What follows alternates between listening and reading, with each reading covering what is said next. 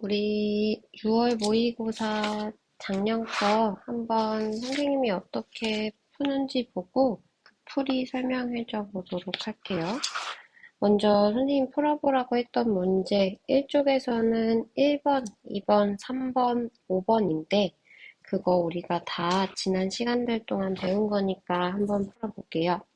1번부터 보면은 바로 고대 서양 사상가지. 그럼 선생님이 바로 그 다음에 스토아랑 에피쿠로스까지 중에 한정해서 생각하면 된다 그랬어. 그 다음에 1번 문제는 거의 거저 주는 문제이기 때문에 부담 없이 들어갈 수 있어. 그러면 걔네 5명 중에 누군지 한번 생각을 해보면 다음 가상편지를 쓴 고대 서양 사상가가 강조하는 삶의 태도로 적절한 것은 읽고 바로 넘어가면 어떤 상황에서도 동요하지 않는 마음의 상태, 부동심의 상태, 스토아파가 이야기하고 있는 이상적인 경지로서의 아파테이아를 얘기하고 있네요. 이것이 유지하기 위해서는 세상에서 일어나는 일들이 내가 바라는 일대로 일어나길 요구해서는 안 되고, 일어나는 일들이 실제로 일어나는 대로 일어나길 원해야 된대. 우리 스토아 학파, 우리 우주는 일종의 자연, 신이고 이러한 우주 자연은 일종의 자연 법칙의 지배하에 있다라고 했어. 그래서 이러한 것을 지배하는 것이 보편적인 이성으로서의 로고스 개념이라고 이야기를 했잖아. 그래서 이에 따라서 결정론적 세계관 주장했었죠. 그래서 결정론적 세계관에 따라서 운명을 받아들여야 된다. 식의 사고 얘기했어요. 그리고 우리가 어떤 일을 할 때 신과 인간이 공통으로 지니고 있는 본성, 즉 이성으로서의 로고스를 따를 때 아무것도 두려울 것이 없대. 자연이든 신이든 그 안에 속해 있는 인간이든 누구나 이 로고스라는 자연법칙의 지배하에 있다라고 본 거 스토아파의 사상이고요. 스토아파의 사상이 강조하는 삶의 태도, 당연히 4번이겠지. 자연을 지배하는 보편적인 이성, 로고스의 명령에 따라 운명에 순응해야 된다. 우리 앞에 나와 있는 지문만 읽었어도 쉽게 풀 수 있는 문제였어요. 4번이 정답이고 1번 행복한 삶을 살기 위해 감각적인 쾌락 추구해야 된다. 날려버려. 만물을 창조한 인격신은 중세의 신의 개념이죠.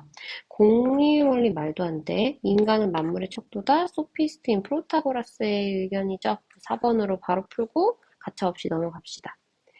이번에 고대 서양 사상가, 역시나 고대래. 소크라테스, 소피스트, 플라톤, 아리스토텔레스, 스토아가 나왔으니까 이제 스토아가 나올 리는 없죠. 우리 윤사에서는 앞에 나온 사상가가 뒤에 또 나올 리가 없어요. 앞에 스토아가 나왔는데 뒤에 또 스토아가 나올 리가 없단 말이야. 그럼 앞에 스토아가 확실하니까 이제는 스토아가 나올 리가 없다라고 해서 에피쿠로스로 찍고 넘어가면 됩니다. 고대 서양 사상가 가브리래. 그럼 이들 중에 올장으로 옳은 것만을 발라보면 덕은 이성이 탁월하게 발휘되는 상태래. 아르테로서의 덕이 이성이 탁월하게 발휘되고 있는 상태, 탁월함이라고 해석을 했대요. 덕 가운데 어떤 건 지적인 덕이라고 부르며 어떤 것은 도덕적인 덕이라고 부르는데 철학적인 지혜나 이해력, 실천적인 지혜는 지적인 덕이고 온화나 절제는 도덕적인 덕이래. 이거 아리스토텔레스죠. 아리스토텔레스는 행복을 덕에 따르는 영혼의 상태라고 정의하고 그 덕을 지적인 덕과 도덕적인 덕, 즉 품성적인 덕으로 나누어서 봤잖아. 그래서 지적인 덕과 도덕적인 덕, 철학적 지혜, 실천적 지혜 이런 것들이 다 아리스토텔레스임을 알 수 있는 키워드죠. 그 다음에 두 번째 쾌락은 마음의 혼란과 육체의 고통으로부터의 자유래. 마음과 육체에 고통이 없는 상태가 바로 쾌락이래. 그리고 고대에서의 쾌락주의자 에피쿠로스밖에 없어. 쾌락은 모든 가치를 평가하는 최고선이래. 쾌락주의적 행복한 삶의 시작이고 끝이다. 아름다움과 탁월함도 쾌락을 주지 못하면 버려야 된대. 어떤 가치든 쾌락을 주지 못하면 버려야 된대. 쾌락주의 사상입니다. 쾌락주의 입장으로 옳은 거 1번 실천적 지혜는 행동에 영향을 미칠 뿐 감정에는 영향을 미치지 못한다. 실천적 지혜는 행동과 감정 모두에 영향을 주죠. 실천적 지혜가 뭐야? 내 마음의 중용의 상태에 대해서 알려주는 거란 말이야. 중용은 감정이든 행동이든 과도함과 부족함의 그 중간 상태를 의미해요. 실천적 지혜가 우리에게 중용의 상태를 알려줌으로써 나의 행동과 내 감정의 중용의 상태로 지켜나갈 수가 있는 거예요. 니은 도덕적인 덕은 영혼의 이성적인 부분에야 관계되고 습관에 의해 형성된다. 얘들아, 덕이라는 거 지적인 덕과 이성적인 덕으로 나눌 수 있었는데 먼저 그러면 아리스토텔레스가 지적인 덕과 품성적인 덕으로 나눌 수 있었는데 아리스토텔레스가 우리의 영혼을 어떻게 나누어 봤는지 봅시다. 영혼은 이성적인 부분과 이성적이지 않은 부분을 나누어진다고 했어. 그리고 그 자체 이성적인 부분과 이성의 영향을 받는 부분, 그리고 그 아이의 영향과 성장의 부분이라고 해서 이성의 영향을 받지 않는 부분이 있었죠. 우리 영향과 성장의 부분에서는 이성이 관여하지 않기 때문에 덕이 생겨날 수 없어. 덕은 이성이 탁월하게 발휘되는 상태니까. 그 자체 이성적인 부분에서 생겨나는 덕이 지적인 덕이고, 그 다음에 감정과 욕구의 부분에서 생겨나는 덕이 도덕적인 덕이었죠. 즉, 감정과 욕구의 덕은 도덕적인 덕이 생겨나는 이 부분은 이성적인 부분에도 관여되고 이성적이지 않은 부분에도 관여되는 부분이죠. 여기에서 도덕적인 부분은 영혼의 이성적인 부분에만 관계된다는 부분이 틀렸죠. 이성적인과 이성적이지 않은 부분 모두에 관계되는 부분입니다. 그리고 습관에 의해 형성된다. 요건 맞죠? 지적인 덕은 교육에 의해, 도덕적인 덕은 습관에 의해 형성되는 게 맞으니까. 그래서 니은도 앞부분이 틀렸으니까 틀려. 그럼 정답은 디귿 리을일 텐데 정확하게 하고 넘어가야겠죠. 명예욕이 충족되지 않더라도 고통은 유발되지 않는다.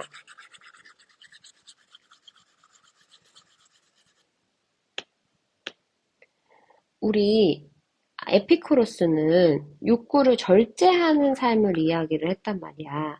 그래서 얘는 자연적이고 필수적인 욕구만을 최소한으로 충족하는 것을 이야기하죠. 그치만 명예욕과 같은 것은 자연적이긴 하나 필수적이지 않은 욕구야. 즉, 이런 것은 충족되지 않더라도 고통은 유발되지 않기 때문에 제거해야겠죠. 그래서 자연적이면서 필수적인 욕구인 뭐 잠을 자야 되는 욕구, 먹어야 되는 욕구, 이런 욕구만 최소한으로 충족하면 된다라고 봤어요. 그 다음에 리을, 행복한 삶을 위해 이성의 능력을 발휘하는 것이 필수적이다. 아리스토텔레스, 행복은 덕에 따르는 영혼의 상태야. 근데 덕은 이성을 탁월하게 발휘될 때 생겨난대. 그러니까 행복을 위해서는 이성을 발휘해야 되겠죠. 에피쿠로스, 행복한 삶이 뭐겠어? 쾌락이 있는 삶이 행복한 삶이겠지.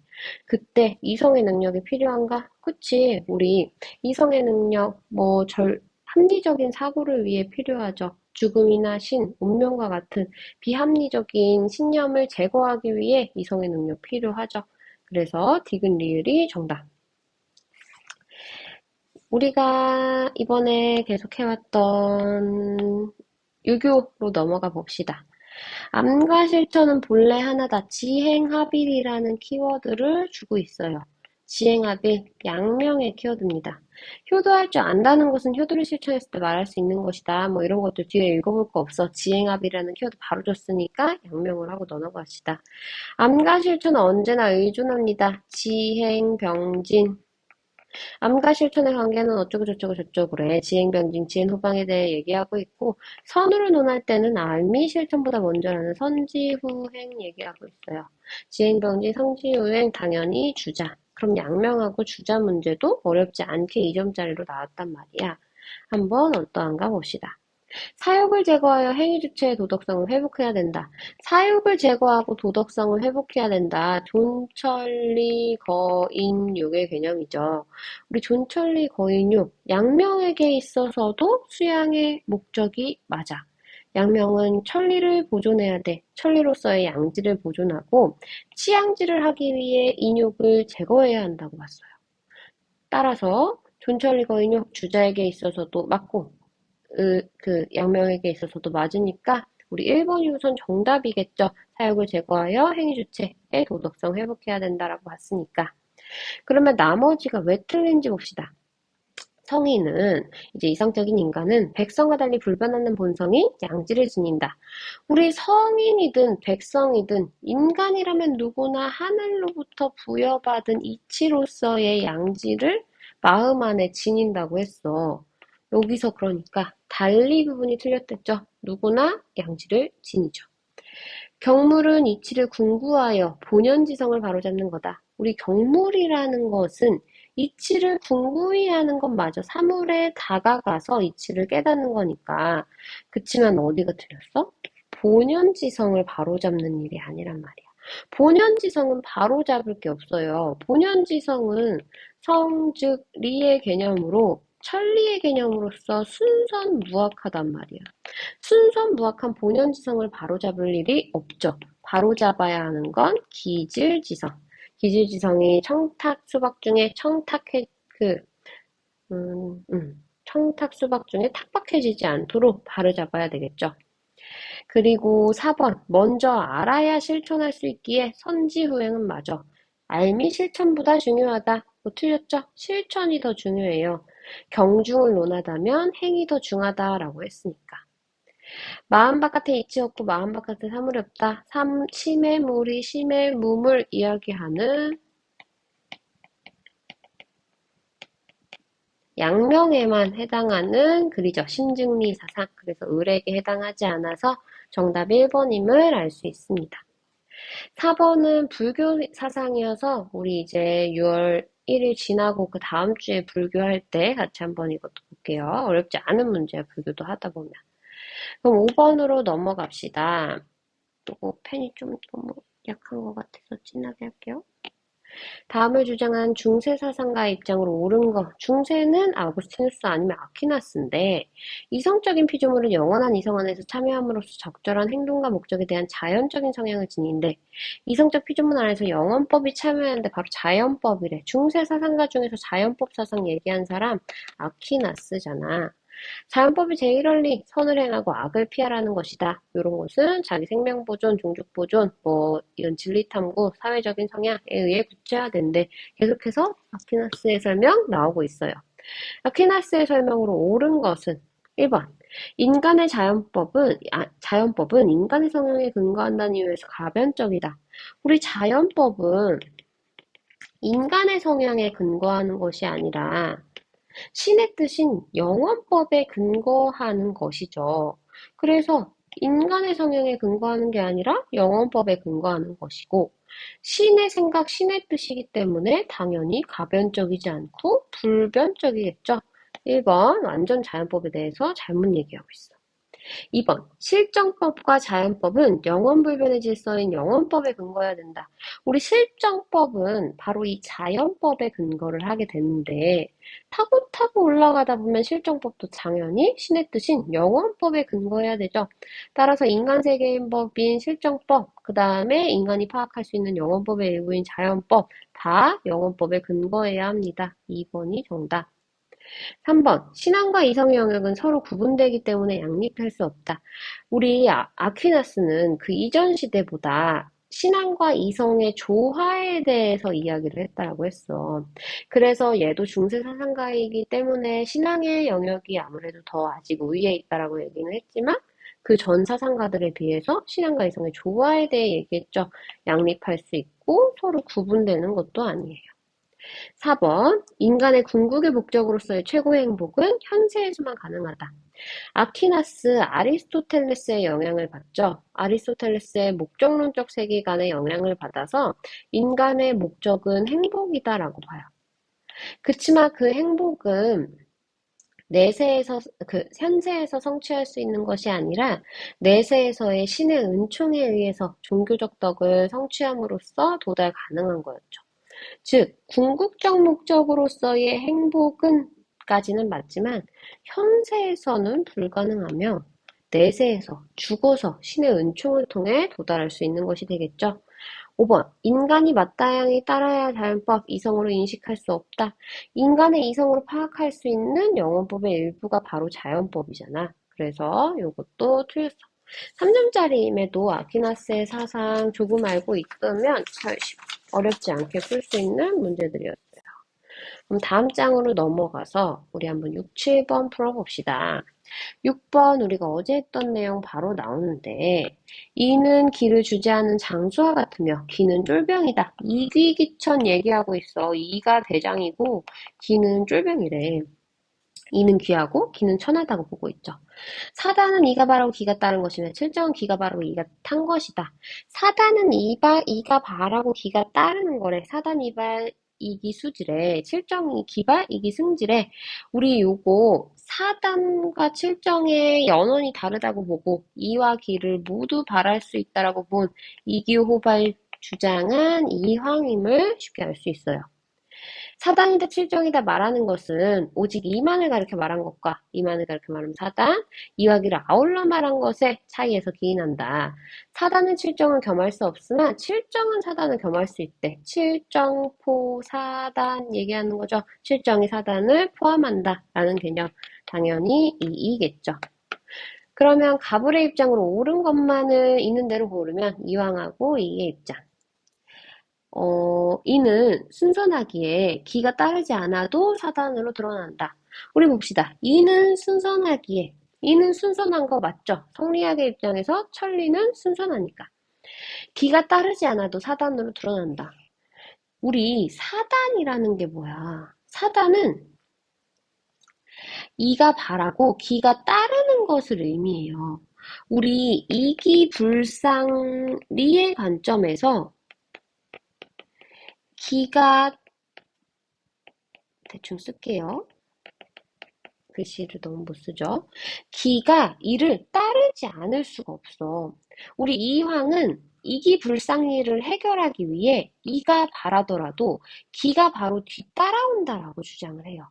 이가 바랬을 때 기가 따라오지 않는다라고 얘기한다는 거는 주자의 이기불상리 개념을 완전 거부해버리는 거기 때문에 기가 따르지 않을 수가 없어. 그래서 이는 순선하지만 기가 따르지 않는다라는 이 부분이 틀렸으므로 기억에 대한 설명 아예 틀려버립니다. 니은 사단은 선한 이치이고 칠정은 선악이 섞인 감정이다. 우리 사단은 선한 이치인가 먼저 생각해봅시다. 우리 이치라는 건 성증리에 따라서 본성을 의미하죠. 그럼 사단, 본성일까요?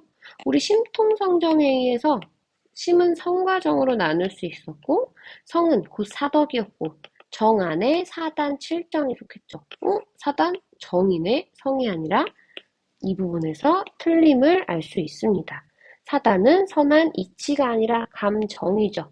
칠정은 선악이 섞인 감정이다. 뒷부분은 맞았는데 앞부분의 설명이 틀렸네. 그럼 바로 이제 3번이면 알 수 있는데 그래도 우리 한번 나머지 것들도 풀이를 해보면 디귿, 도덕감정과 일반감정은 동일한 연원에서 유래한다. 을의 입장에서 봅시다. 도덕감정, 즉 사단과 일반감정, 칠정은 동일한 연원, 기에서 유래한다. 사단, 칠정 모두 다 기, 발, 이승, 일도설이다. 이의 입장 맞죠? 갑을, 몸을 주재하는 공부로서 경을 실천해야 된다. 둘 다 주자의 사상을 계승하여 거경 공부의 중요성 얘기했잖아. 3번 맞습니다. 우리 그러면 요거 7번을 풀어보면요. 다음을 주장한 한국 사상가가 갑을 모두에게 제기할 수 있는 비판. 하늘이 나에게 성을 부여할 때 선을 좋아하는 한 감정과 선을 택할 수 있는 능력을 줬대. 사람의 성이 선을 좋아함은 마치 물의 성이 아래로 내려가기를 좋아하는 것과 같대. 하늘이 이 성을 부여하였으니 온갖 탐욕과 음란과 학살을 행하더라도 이 성은 변하지 않는데 하늘이 부여한 성은 그냥 무언가를 좋아하는 거래. 우리는 선을 행하기를 좋아한대. 선을 지향하는 그런 경향성을 가지고 있대. 성기호설, 성을 일종의 기호로 바라본 사람, 정약용이죠. 그리고 선을 택할 수 있는 능력인 자주직권의 개념까지도 이야기하고 있네요. 정약용이 이황과 이의에게 모두 제기할 수 있는 비판을 한번 보면 1번 사덕은 성이 내재한 사단을 판락하는 단서임을 간과한다. 선생님이 단시설과 단서설의 개념 구분해서 설명을 했었죠. 성리학, 즉 주자, 이황, 이이 이런 애들은 다 단서설을 주장했고 정약용은 이것을 비판하며 사덕은 후천적으로 생기는 거라는 단시설을 주장했다고 했어. 근데 여기 1번 사덕은 성에 내재한 사단을 파악하는 단서임을 파악한다. 요 단서설은 정약용이 아닌 성리학자인 갑을의 사상에 오히려 해당하죠. 따라서 정약용이 이들에게 할 수 있는 비판 될 수 없고요. 사덕이 형성되기 이전에는 사단이 존재하지 않음을 간과한다.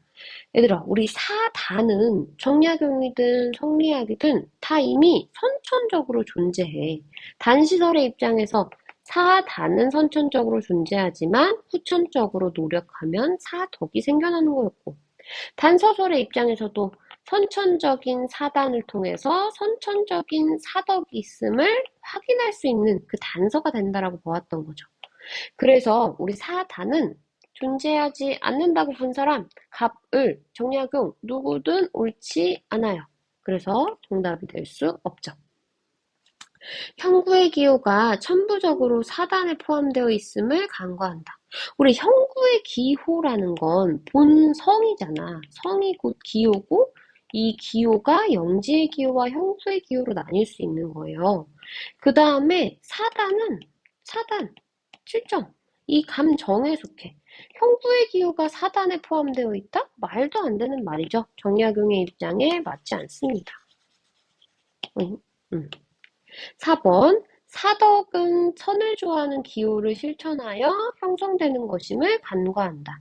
사덕은 선을 좋아하는 기호를 실천하여 형성되는 것이다. 얘들아, 우리 정약용은 사단이라고 함은 선을 좋아하는 기호, 즉 영지의 기호를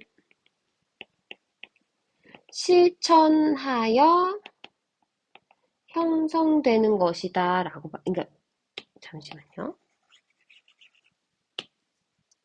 우리는 하늘로부터 정약용에 따르면 자주직권도 부여받았고 그 다음에 성기호도 부여받았고 그 다음에 사단이라는 것도 부여받았단 말이야. 그 중에서 이 기호는 형구의 기호와 영지의 기호로 나눌 수 있는데 이 선을 지향하는 영지의 기호를 실천함으로써 우리는 사단을 이제 확인시켜 갈 수 있다. 이런 식으로 이야기를 했어요. 영지의 기호를 실천함으로써 사단을 확인시켜 갈 수 있다. 그래서 선을 좋아하는 기호, 영지의 기호를 실천하여 형성할 수 있다. 사단을 통해서 사덕을 형성할 수 있다라고 이야기를 한 거죠. 그래서 사덕은 선을 좋아하는 기호인 사단을 통해서 형성되는 것이다 라고 볼 수 있는 것입니다. 우리 요거 정약용의 입장, 단시설의 입장에는 맞아. 그러나 나머지 갑을의 입장, 우리 성리학의 입장에서는 단서설을 주장했으니까 당연히 틀린 입장이 되겠죠. 그래서 4번과 같은 점이 비판하기에 올바른 것이 될 것입니다. 우리 5번 보면요. 영지의 기호를 지닌 사람은 선을 행할 수밖에 없음을 간과한다. 영지의 기호를 지닌 인간은 선을 행할 수밖에 없는 게 아니라 자주직권이 있기 때문에 선을 택할 수도 악을 택할 수도 있어요. 그래서 이 말은 정약용의 입장에 해당하지 않죠. 그래서 5번 역시 정약용의 입장에 해당하지 않으므로 4번이 올바른 비판이 될 것입니다. 8번 역시 중국 불교의 사상인데 이것도 이제 그 모의고사 끝나고 한번 보도록 하고요. 9번 한번 보도록 합시다. 9번 근대서양 사상가 갑, 현대서양 사상가 을의 입장으로 옳은 거. 의무에 맞는 행위와 의무로부터 나온 행위의 구별은 다음과 같은 점에서 유효한다. 의무에 맞는 행위는 그 동기가 순전히 경향성일 때도 가능하지만 의무로부터 나온 행위는 도덕법칙으로부터 비롯돼 나온 거래. 의무론자로서의 근대 의무론자, 칸트의 사상이죠. 우리 을은요, 칸트의 사상의 문제점을 해결하기 위해서 등장한 현대의 로스라는 사상가인데 한번 보도록 합시다. 선생님 수업 시간에 로스를 설명했었나 지금 기억이 안 나요. 로스는 조건부 의무에 대해서 이야기를 했었는데 조건부 의무를 부여하는 근거가 있다. 예를 들어 약속한 자, 약속받은 자, 부모, 자식, 친구와 친구의 관계가 조건부 의무를 부여한다. 그러나 조건부 의무 사이에 갈등이 발생하면 더 강한 의무가 실제 의무가 된다. 우리 로스는 그런 식으로 이야기를 했거든요. 만약에 칸트의 의무론에 따르면 내가 길을 가다가 친구하고 약속을 지키기 위해서 길을 가고 있어. 그럼 나에게는 약속을 지켜야 한다는 의무가 존재하죠. 근데 내가 이렇게 약속을 지키기 위해서 길을 가고 있는데 어떤 어린아이가 울고 있는 거야. 엄마를 잃어버렸대. 그럼 나는 어린아이를 도와줘야 할 의무가 또 동시에 발생한단 말이야. 그럼 이렇게 두 가지 이상의 의무가 충돌하게 될 경우에는 우리는 어떤 거를 따라야 하는가에 대해서 이야기를 해요. 그래서 로스는 이 두 가지 이상의 의무가 충돌하게 될 때는 이렇게 어떠한 그 의무들 간의 우선순위를 정해서 그 우선순위에 따라서 우리는 그것들을 해결해야 된다라고 이야기를 합니다. 그래서 그 우선순위는 그 때마다 달라질 수 있고, 언제는 약속을 지켜야 하는 게 우선일 수 있고, 언제는 아이를 도와줘야 하는 게 우선일 수 있고, 그 때에 따라 달라질 수 있고, 그 의무들이 충돌하기 이전에는 단일한 의무는 우리가 반드시 지켜야 하는 실제적인 의무가 된다라고 보았어요. 그래서 의무가 충돌할 때의 우선순위를 정해놓기 위해서 등장한 게 로스의 조건부 의무라고 생각하면 돼. 그러면 그것을 생각해보고 한번 문제 풀어보면요. 의무로부터 나온 행위는 결코 행복 증진에 기여하지 못한다. 우리 의무로부터 나온 행위, 도덕적 행위지. 도덕적 행위는 행복 증진에 기여할 수도 있죠. 즉, 의무로부터 나온 행위가 곧 행복한 행위라고 보는 건 아니야. 근데 의무로부터 나온 행위를 했는데 내가 도덕적인 의무로부터 도덕적인 행위를 했는데 그게 나의 행복까지 증진시킬 수도 있잖아. 그래서 결코 행복 증진에 기여하지 못한다. 이건 살짝 기여할 수도 있어요. 의무로부터 나온 행위야 의무에 맞는 행위는 모두 자율적이다. 우리 칸트에 따르면 의무로부터 나온 행위, 즉 도덕적인 행위는 자율적인 행위예요. 왜? 나의 실천 이성에 따라서 자율적으로 도덕 법칙을 설정해서 그에 자율적으로 따른 거니까. 그치만 의무에 맞는 행위, 그냥 내가 항의하고 났는데 그냥 의무에 맞아버렸어. 도덕적인 가치가 없으며 자율적이지 않죠. 3번. 조건부 의무들은 요런 충돌했을 때의 의무들은 충돌하기 전에는 실제 의무가 된다. 3번이 정답인데요. 아까 루스 선생님이 여러 가지 의무들이 충돌했을 때의 그때의 우선순위를 정해놓은 거라 그랬어. 근데 만약에 이것들이 충돌하기 이전에는 우리 약속을 지켜야 하는 의무 많이 존재할 때는 우리가 반드시 지켜야 되는 실제 의무가 되죠. 3번이 정답이고요. 4번. 조건부 의무들이 충돌하는 상황이 달라지더라도 조건부 의무들 간의 우선순위는 불변한다. 아니지. 요때 말고 뭐 다른 사람과의 약속이 있었구나. 그 약속이 조금 더 뭔가 누군가의 뭐 생명에 직결될 경우, 뭐 이런 경우에 약속을 지켜야 되는 게 우선일 수도 있고, 아니면 언제는 어린아이를 지켜야 되는 게 우선일 수도 있어요. 우선순위는 불변한 게 아니라 변화할 수 있습니다. 인간이 따라야 절대적이고 단일한 옳은 의무가 존재한다. 우리 칸트는 인간이 따라야 할 보편적인 의무 존재한다고 봅니다. 절대적인 의무. 그치만 로스는 그런 게 없다라고 본 거예요. 언제는 이게 더 중요할 수도 있고 언제는 이게 더 중요할 수 있다라고 본 거예요. 단일한 의무가 존재한다고 보지 않습니다. 그래서 정답 3번.